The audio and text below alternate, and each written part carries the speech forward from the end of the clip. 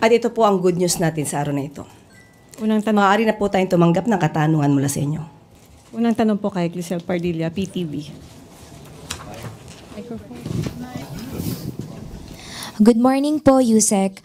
Yusek, how does the administration anticipate the reduced transport time from Cavitex to SLEX impact food prices, particularly rice from Calabarzon and other essential goods? Thank you. Well, anyway, if we can reduce the travel time, it will definitely also reduce the fuel consumption. And it will benefit all travelers and also those that will transport. Ikalawang tanong kay Tristan Nadalo, Newswatch.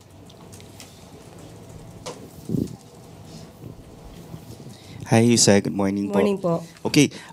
Yusek, sa isang interview po kay ICC spokesperson Fadil Abdallah, he thanked the Philippine government for showing commitment to international accountability mechanisms, and they also urge all countries, including the Philippines, to join or rejoin the Rome Statute. So how does Malacanang want to respond to this statement from the ICC spokesperson? Opo, nagpasalamat po sila sa ating nagawa. Kung ang nagsalita mismo po ay mula sa ICC, ipinapalagay natin ang ating naging pakikipagtulungan sa Interpol at ang ating pag-i-implement ng ating batas na RA 9851 ay walang nilalabag na batas. Sumasang-ayon ang ICC na ang pag-surrender natin sa dating Pangulong Duterte ay naaayon din sa kanilang batas o rules. At gusto ko lamang idagdag dito, kasi kung sila ay sumasang-ayon sa ating naisagawa, kamakailan lamang ay nabanggit din po ni Benito Ranque, yung co-convenor ng Bring PRRD Home. Siya mismo po ang nagsabi, and I quote, dito po sa news po na sinulat po ni Cheng Ordonez ng Daily Tribune. Ang sabi po dito, Benito Ranco, co-convenor of the Bring PRRD Home movement, revealed that former President Rodrigo Roa Duterte was informed in advance of the arrest warrant issued against him by the International Criminal Court. Ranque said Duterte was urged to remain in Hong Kong under China's protection, but he rejected the plan, choosing instead to return to the Philippines and face the charges. I know what I'm doing, let them arrest me, Duterte was quoted as saying by one of his advisors. So, ibig pong sabihin nito, hindi po at walang katotohanan ang sinasabing warrantless arrest kay dating Pangulong Duterte. Ibig pong sabihin nito, alam po niya, ayon sa kanyang, ayon kay co-convenor ng Bring PRRD Home na si Mr. Benito Ranque, alam daw niya na may warrant of arrest at handa siyang harapin ang kanyang kaso. So paano po natin masasabi ngayon na mayroong kidnapping at may extra rendition? Ito po'y naaayon mismo sa kanilang kakampi na si Benito Ranque.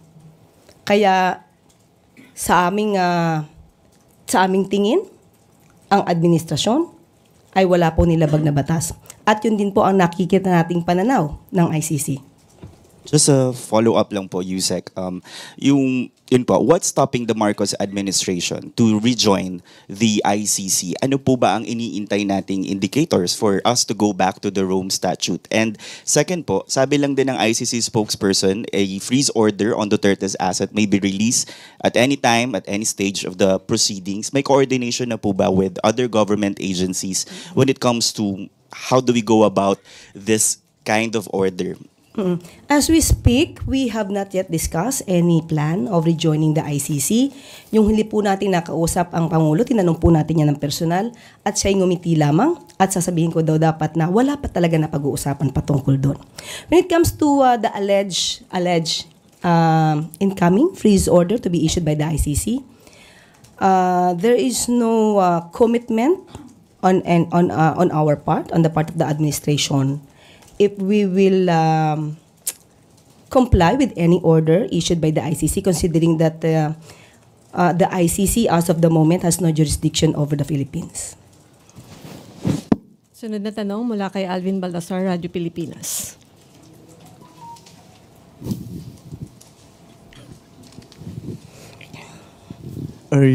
Yusek, pwede pong baka masyado ring advance, pero kung sakasakali man na mahatulang guilty ang dating presidente, ano mangyayari doon sa benefits niya na tinatanggap as former president? And just to educate us, Yusek, ano po ba yung benefits ng mga naging dating presidente ng Pilipinas? Ang benepisyo po ng Pangulo, ng dating Pangulo, magkakaroon po sila ng pension for life. Dati po ay 40,000 way back 1967. Pero ngayon po sa panahon po ni dating Pangulong Cory Aquino, ito po ay itinaas sa 96,000 pesos po na pension. At tax-free po yun. Kung pag-uusapan po natin kung magkakaroon man ng desisyon ng ICC, unang-una napaka-hypothetical. If ever man na ito ay papabor, wala tayong pag-uusapan tungkol sa anumang forfeiture of benefits. Kung ito naman po ay hindi papabor kay dating Pangulong Duterte, at kailangan pa rin po ng isang order mula sa korte dahil as of now, sabi nga po natin, ay wala pong jurisdiction ang ICC sa Pilipinas. So, maaari po siguro, hindi po natin alam kung kailan matatapos ang kaso. At hindi po natin alam kung sa ngayong kasalukuyan o sa susunod na magiging presidente po. Yusek, clarification lang doon sa 96,000 na pension. Monthly ba yun or Sa aking pagkakaalam po ay annual. annual? I-check ko lang po Parang monthly, monthly.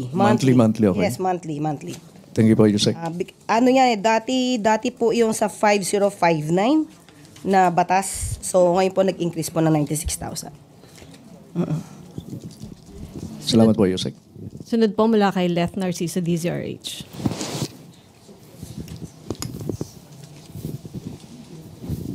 Good afternoon, Yusek. Sabi po ng mga magsasaka sa Nueva Ecija, hindi pa daw makapamili ng palay ang NFA dahil puno pa yung kanilang mga bodega. Ano pong direktiba ni Pangulo tungkol dito? Okay. Kinausap po natin si Yusek Larry Ignacio at ang sabi po niya ay wala naman daw pong bodega na punong-puno na. At lahat po na magbebenta ng farmers, kailangan lamang po talagang pumila dahil peak season po ngayon. At may mga magsasaka po na nauna, na nagpalista. At uunahin po lahat yan. Kung kukulangin man daw po ang bodega, magre-rent po sila, ang NFA. So lahat po na magbebenta na farmer, kung sila po ay may pagkakataon na hintayin ang kanilang turn, bibilin po ito ng NFA. Hindi po natin tatanggihan ang lahat ng bebenta ng farmers. At sinabi po sa atin, sa ngayon po, ang bilihan po kapag ka fresh ay 19 pesos kada kilo sa regions 1, 2, 3 at the rest po ay 18 pesos pagka fresh. At parang 24 pesos kada kilo naman pag dry. So kung meron pong panahon talaga mga farmers natin na pumila, bibilin po ito sa ating NFA warehouse. Ano po bang update dun sa nauna po ninyong anunsyo na sinabi ng DA o ng NFA na pwedeng utangin muna para nga ma-release yung mga bigas? Kokonti po ba ang bumibiling LGU? As of the moment, wala po tayong records kung ilang LGUs na po ang nag-avail ng makautang para po magkaroon po sila ng supply ng ating mga bigas. Kapag ka po nakausap kong muli si Yusek Larry Ignacio, tatanungin po natin ang pinaka-detalye po dito. Sunod po mula kay Eileen Taliping, Abante. Good afternoon, Yusek. Ilang OFW na balik manggagawa yung nagrereklamo dahil makupad daw yung release ng kanilang ID at pabalik na sila sa kanilang bansang pinagtatrabahuhan pero hindi pa rin nila nakukuha. Hanggang dahilan, hindi pa daw natatapos yung logo ng ID nila. Hindi ba ito taliwas sa pinangangalandakan ng gobyerno na mabilis ang transaksyon sa mga government offices dahil sa digitalization na? Ito naman po ay tinutupad natin at nagulat nga po ang ating Sir Arnel Ignacio at nais niya pong malaman kung sino yung mga nagreklamo dahil ayon po sa records po Lahat po ay mabilis pong ginagawa. Mga ID, 5 minutes lamang daw po ay tapos na. At gusto nating malaman kung sino yung mga nagrereklamo sa ang lugar para po kung may nagiging problema po sa mga machine or equipment doon ay maiayos po natin. Pero as of the moment, wala pong nakikitang problema para po sa pag-ID. Mabilis daw po ang pag-process dito. Ma'am, 1 week po pinababalik po sila after 1 week. Kung meron po tayo nagrereklamo, pakibigay lamang po ang pangalan para po malaman at mabigyan po agad natin ng remedyo kung meron pong problema sa nasabing lugar. Thank you, ma'am. Okay po. Sunod po mula kay Ann Soberano. Yusek, good afternoon. Yusek, statement lang po from the palace. Sinabi kasi ni Defense Secretary Gilbert Chodoro na aprobado na ni Pangulong Marcos ang para simulan ang pag-uusap para sa Visiting Forces Agreement sa pagitan ng Pilipinas and France. Opo, naaprubahan na po yan na makikipag-negotiate po para po magkaroon po ng agreement ang dalawang bansa po. Hindi lamang po France, may mga iba pa pong bansa na maaaring sumunod po dito. At yan po naman ay inaprubahan na po ng Pangulo. Yusek, ano pong benepisyo makukuha ng Pilipinas sa pagpasok po sa Visiting Forces Agreement sa pagitan ng Pilipinas and France? Opo, yung BFA could raise the level of compatibility in terms of or in relation to the operations of the armed forces of both countries. At syempre po may exchange of ideas, exchange of skills, exchange of know-how tungkol sa military operation. At ang mga detalyin po ito ay ipapaubayan na lamang po natin sa DFA at saka sa DND. Thank you po. Sunod na tanong po mula kay Gilbert Perdes, DWIZ.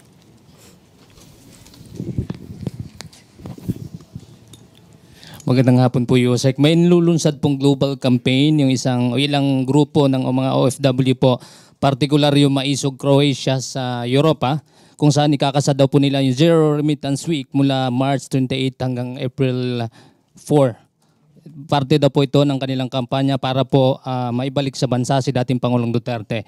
Ano pong reaksyon ng Malacanang dito, lalo na't may potential po itong epekto sa ekonomiya ng bansa at syempre malaking parte po ng GDP ng bansa ay mula ho sa remittances ng mga OFW. Of course, mas gugustuhin po natin na maging mahinahon ang bawat Pilipino sa ganitong klaseng issue. Sana po ay malaman din po nila na ang pamahalaan at ng gobyerno ay tumutupad lamang sa ating batas. At may mga Pilipino rin naman po na nagreklamo, nag-file ng complaint laban sa dating Pangulong Duterte.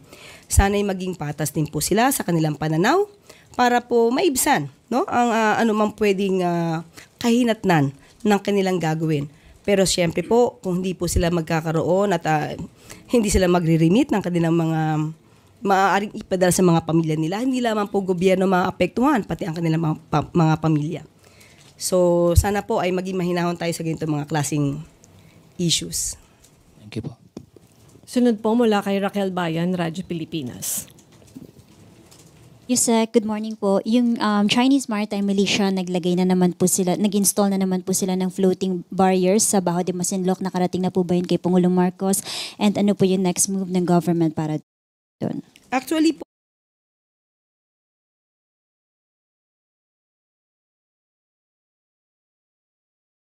nakausap po mismo natin si Commodore Triella. At ang anumang operasyon na gagawin nila ay hindi po natin maaaring i-expose, pero tiwala po tayo sa ating Coast Guard, sa ating sa DND po, sa kanila magiging desisyon patungkol po dito. And then Yusek, last 2023, pinag-utos po ni Pangulong Marcos yung pagtanggal ng mga floating barriers. Then before, should we expect the same po dito sa? Wala pa po tayong nadidinig na may ganitong klaseng plano. Hintayin na lang po natin kung ano maaaring maging report at ano maaaring maging action po ng nasabing mga ahensya. Alright. Yusek, baka pwede na lang po kayo makahingi ng update regarding dun sa sectoral meeting kanina with PBBM. Kanina po ay nakipag-meeting po tayo para po doon sa mga housing projects at doon sa napakaganda pong mga proyekto po ng Department of Agriculture. So marami pong pabahay na pinaplano po at yung po mga food hubs sa mga cold storage ay nakalinya na rin po yan. So yan po ay, kumbaga, kailangan po na maayos pati budget po sa lahat para po magampanan ng bawat ahensya yung kanilang mga proyekto para sa taong bayan. Sunod na tanong po mula kay Maricel Halili, TV5. Magandang hapon po. Yusek, kahapon nag-Facebook Live si Attorney Harry Roque and well, he mentioned a few points. Number one, he has once again reiterated his call for another people power revolution. Sabi niya, there's nothing wrong with that because he was just asking for a peaceful gathering. Your thoughts on that? Peaceful gathering? For what? For what? Anong purpose? When they can discuss this over YouTube channel nila, over social media accounts nila, and for what is that gathering? If they really for peace, why are they asking for the resignation of PBBM? And another point, meron po siyang nasabi na during the time of former President Duterte, nagalit daw si First Lady Liza Araneta Marcos kasi hindi ibinigay kay PBBM yung position as Agriculture Secretary. Is there a truth to that? Fake news? Fake news. Prove it. So ibig sabihin, hindi nagkaroon ng discussion between former President Duterte and PBBM about a particular position during his time. Patunayan niya po muna bago tayo magkomento. Thank you, ma'am. Sunod na tanong mula kay Rich Bon Quevedo, Daily Tribune.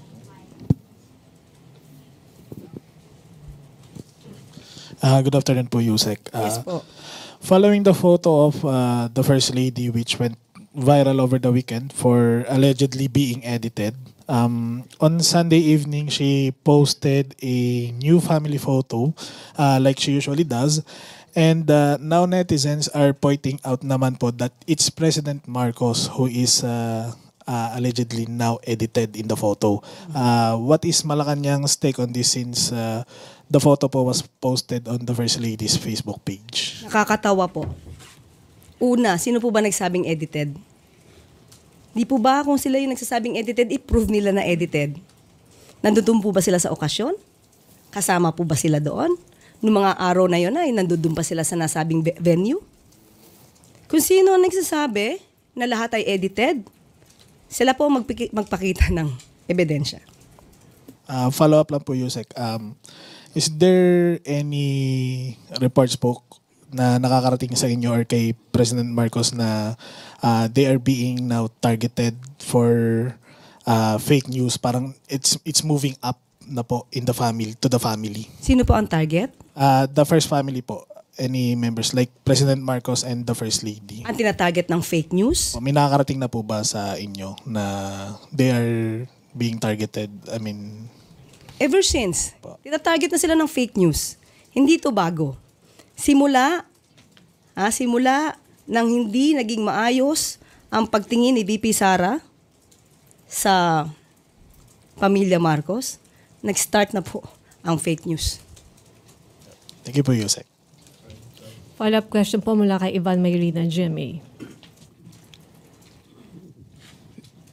Yusek, is that an allegation that the fake news or whatever propaganda against the First Family is being carried out by supporters of VP Sara? Kasi nabanggit nyo ho, since hindi na sila naging okay, saka po nagsimula yung pagtatarget sa First Family ng ganito mga negatibong posts.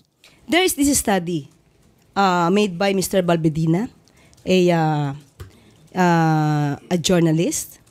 He made this study that there is this country with the network that really propagate negative news or info or misinformation specifically against the president and favoring the vice president.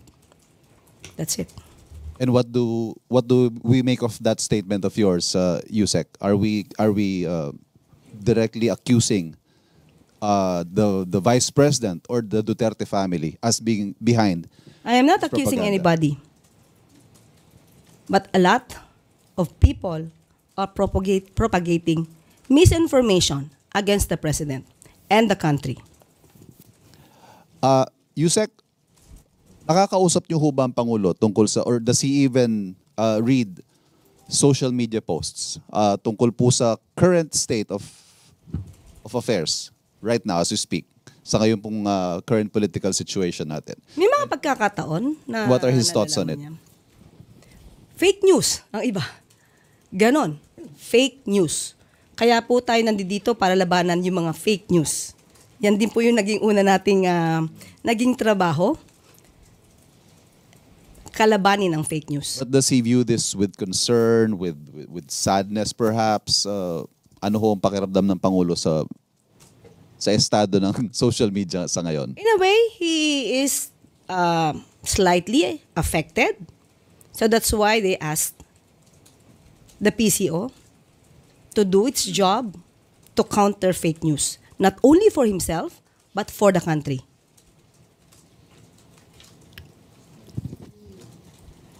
Sunod na tanong mula po kay Christian Yosores, Radyo 630.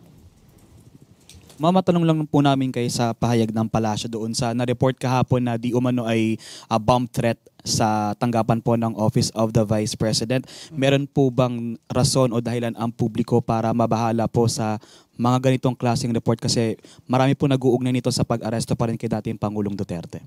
Ito po tayo ulit. Sana naman po ito nakuha na pagbibintang. Bomb threat sa office ng OVP, ng Vice President. Ano pong sinagawa nila? Kuya naman po ay nanggaling sa kanila. Ano po ang nangyari? Ipakita po nila yung detalye. Yun lamang po. Kasi maraming pwedeng gumawa ng kwento, maraming magsabi may bomb threats, pero wala naman. One follow-up lang, ma'am. Dahil din po papalapit na yung birthday ng dating Pangulo sa Biyernes, meron po bang directive ang Pangulo o ang palasyo sa mas maigting po na seguridad, anticipating po na baka may mga activities na ikakasa sa Biyernes ang mga supporters po ng Duterte family? Sa ngayon, wala pa po ako personally na nauulinigan dahil nga nagkaroon kami ng sectoral meeting. Hindi po yan napag-usapan. Wala pa po tayong nadidinig na anumang kautusan patungkol dito. Sunod na tanong mula kay Jean Mangaluz. Good afternoon. While we're in the topic of the Duterte family, the Senate President Francis Escudero recently noted that they have a pattern of appealing directly to the AFP. How does the palace react to this? Tama naman po. The public servant should be apolitical. They should not be dragged over these personal issues, especially of the Dutertes. Tama po, si SP Cheese Escudero. Hindi po natin dapat kalampagin, laging tawagin ang militar, ang mga kapulisan, para lamang pagbigyan ang kahilingan ng isang partikular na tao o isang partikular na pamilya.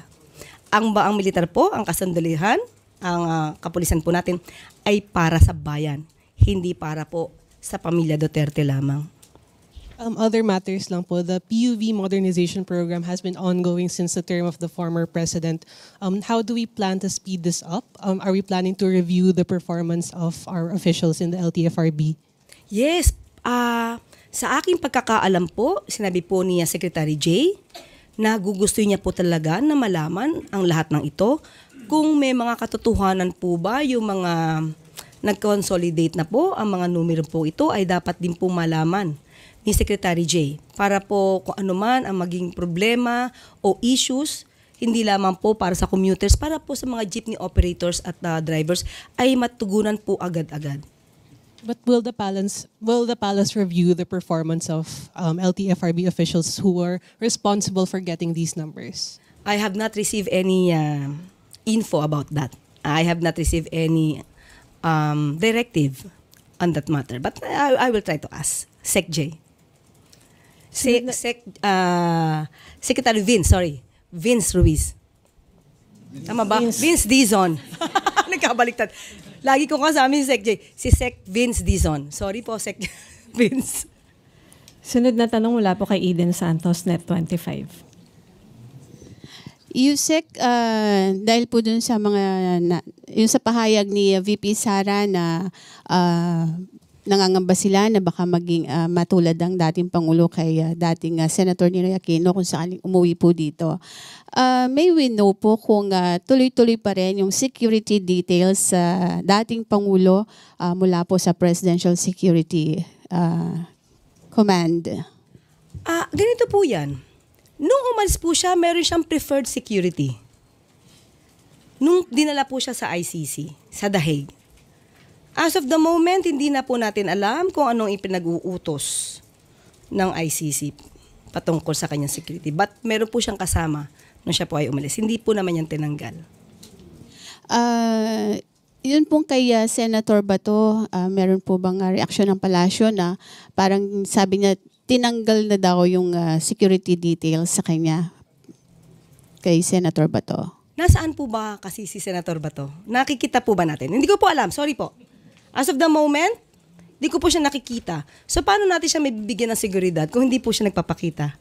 Sabi po niya pagdating niya from sa kanyang, kung saan man siya nagpunta, pagbalik niya wala na daw po sa kanilang sa place yung mga security detail. Pinag-report na daw po sa kanilang mga unit. Baka kasi po nawala po siya. So hindi naman pwedeng tumambay lamang po yung security nang wala po siya. Siguro po pagka siya yung nagpakita po, hindi naman po yan magiging problema. Thank you. Huling tanong po mula kay Christian Yosores, Radyo 630. Ma'am, meron na po bang mensahe, birthday message po ang Pangulo kay former President Duterte on Friday? Ako po may mensahe. Kantahan natin ang happy birthday. Yun lang po. Siyempre birthday po yun. Kailangan po maging maligaya ang taong nag-birthday at wini-wish po natin siya ng happy birthday. Salamat po. Yun po. Ang presidente po, wala pa po ba? Ipapaalala ko po sa kanya na birthday po ni dating Pangulong Duterte sa March 28. Baka po hindi niya po natatandaan. Salamat po. Okay. Doon po sa batas na RA 5059, lumalabas po kasi na 40,000 ang pension kada taon. Yes, that's 1967. So ni-raise lamang po siya sa, kung di ako nagkakamali, is 96,000. Yun lang po ang nakita ko at i-double check natin kasi ang napalitan lamang po yung amount. Kung yung monthly or yearly, aking pong i-double check. Kasi panahon din po yun ni dating Pangulong Cory. Siguro yung halagang 96,000 ay malaki pa po. Bata pa po kasi tayo nun. Wala pa po tayong mga muwang. Okay? At dito po nagtatapos ang ating briefing. Maraming salamat Malacanang Press Corps at magandang araw para sa Bagong Pilipinas.